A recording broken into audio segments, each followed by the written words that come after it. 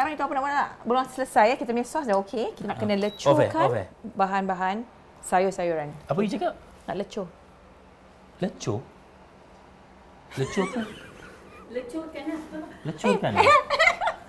Lecur. Oh, betul bukan lah. Cuba kalau badan kau terlecur tu lain lecur, lah. Lecurkan. Alah. Sayuran tu. Oh, lecurkan. Tadi you cakap apa? Celur lah. Bukan lecur. Dua-dua boleh lah. Dulu mak kita lecur. baik dekat bahasa sekarang. Celur, yes. Okey, Celur lah. Lecur pula. Melecur tu kena air panas. Both can. Saya old school. Mak saya pun pakai lecur. Lecur? Okey, celurkan.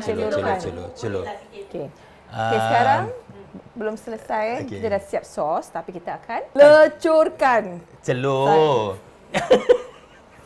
Astagfirullah. Celurkan benda ni. Tak payah cakap. Kita ambil je recording tu tadi. Itu bagus. Okey, kita akan celurkan. Sayur-sayuran. Tahu tak perkataannya? Celur. Aku lecurkan yang kau ingat. Astaghfirullah, ya Allah. Kau amankanlah isteriku ini, ya Allah. Gaduh lagi. Okey bang, Ada dia nak lecur suami. Semua apa ni? Okey.